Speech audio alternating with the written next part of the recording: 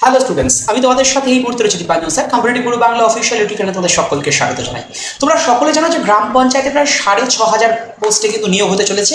Upcoming June মাসেই কিন্তু মানে নোটিফিকেশন, ফুল লেন্থ নোটিফিকেশন আসতে চলেছে। তো এখন দাঁড়িয়ে তোমাদের কি করণীয়? অনেকেই বিভিন্ন রকম প্রশ্ন করেছো আমাদেরকে, স্যার সিলেবাস কীরকম হচ্ছে, বা এক্সামে প্যাটার্ন কী, বা আমি কোন কোন পোস্টের জন্য এলিজেবল, এগুলো নিয়ে অলরেডি আমি ইনফর্ম করে দিয়েছি তোমাদেরকে, এখানে ভিডিও বানিয়ে দিয়েছি, বা দেখবে শর্ট ভিডিও আকারে বিভিন্ন ইনফরমেশন তোমাদেরকে দিয়েছি। কিন্তু একটা প্রশ্ন বারবার তোমাদের মধ্যে তৈরি হচ্ছে, স্যার সিলেবাসটা কী রয়েছে, কি কি পড়বো?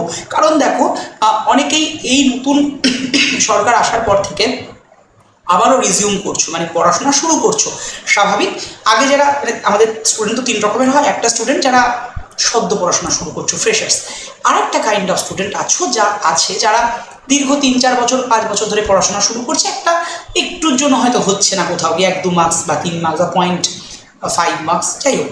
আর একটা কাইন্ড অফ স্টুডেন্ট দীর্ঘদিন পড়াশোনার সাথে ডিটাচ, মানে কম্পিটিটিভ হয়তো একটা টাইম প্রিপারেশন নিত, তারপরে আমাদের প্রিভিয়াস সরকারের এই করাপশান এইসবের জন্য ডিটাচ, কিন্তু আবার তারা পড়াশোনা শুরু করতে চাইছে। দুটো কারণে, এক তো অনেক চাকরি আসছে, আর দ্বিতীয়ত এজ অলরেডি সরকার বাড়িয়ে দিয়েছে, 45 বছর করে দিয়েছে, মানে 45 বছর বেশিরভাগ এক্সামের ক্ষেত্রে হয়েছে, কিছু কিছু ক্ষেত্রে 41 হয়েছে গ্রুপ এ আর বি সার্ভিসের ক্ষেত্রে, মানে অর্থাৎ এজ বেড়েছে 5 বছর করে ইউআরদের ক্ষেত্রে। তার মোতাবেক এসটি এসসি বা ওবিসিদের ক্ষেত্রেও এজগুলো আবার ওর অ্যাসপেক্টে বেড়েছে। তো এর জন্য অনেকের প্রশ্ন থাকছে, স্যার কী কী পড়বো, কী কী পড়বো না। চলো আজকে তার পুঙ্খানুপুঙ্খ আলোচনা করব।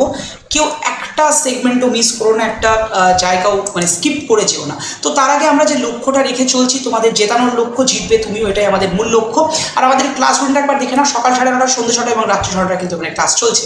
আর হ্যাঁ, তোমাদের সকলকে বলছি, যারা যারা পঞ্চায়েতের জন্য ফ্রি প্রিপারেশন চাইছো বা প্রিপারেশন চাইছো প্রপারলি, তাদের জন্য কি করার আছে, আমাদের ইনিশিয়েটিভ নেওয়া হয়েছে তোমাদের জন্য। সেটা হচ্ছে এই যে নাম্বারটা দেখতে পাচ্ছ, 8927673858, এই নাম্বারে হোয়াটসঅ্যাপ করবে। হোয়াটসঅ্যাপ করে জাস্ট পঞ্চায়েত লিখে পাঠিয়ে দেবে। দেখবে দ্বিতীয় নাম্বার গ্রুপ, মানে তোমাদের অনেকগুলো গ্রুপের লিঙ্ক যাবে। প্রথম গ্রুপ আছে WBPSC, অর্থাৎ ওয়েস্ট বেঙ্গল পাবলিক সার্ভিস কমিশনের গ্রুপ।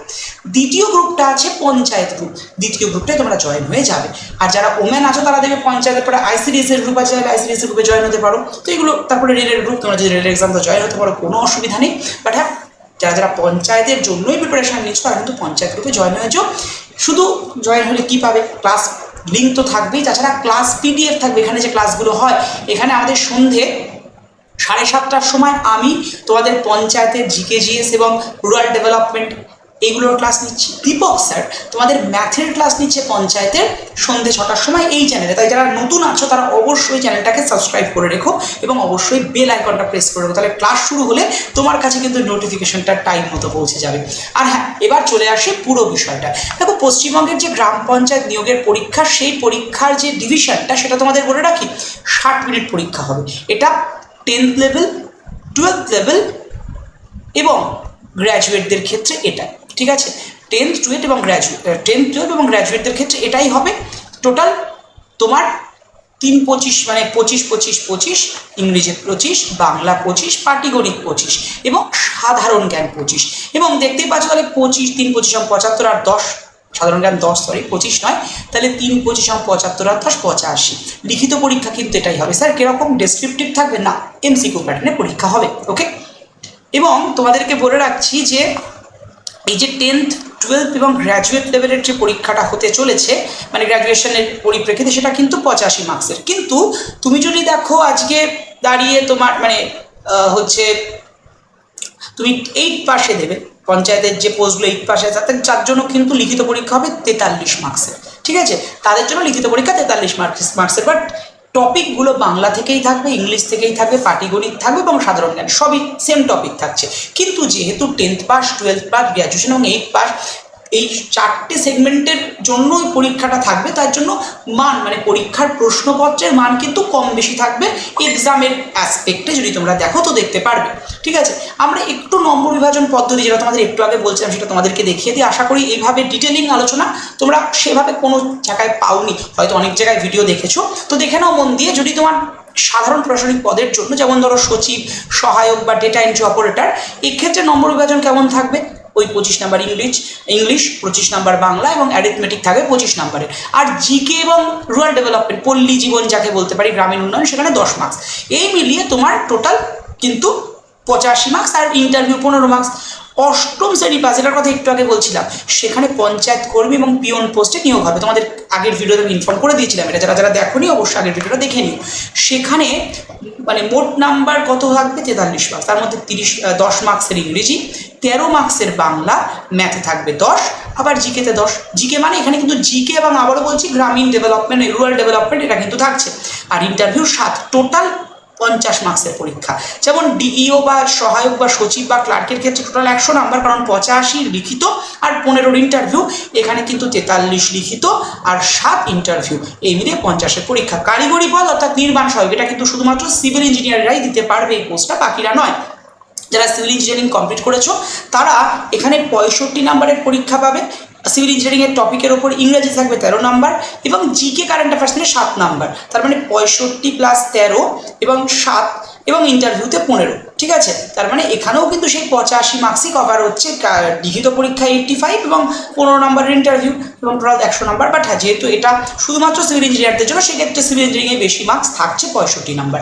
বাকি আদার্স যে পোস্টগুলো আছে, সেটা 10th level, 12th level, graduation, সেখানে কিন্তু কমন এই 25 মানে ইংরেজি বাংলা গণিত এবং 10 মার্কসের জিকে জিএস বলো এবং রুরাল ডেভেলপমেন্ট বলো একসাথে পরীক্ষা থাকছে।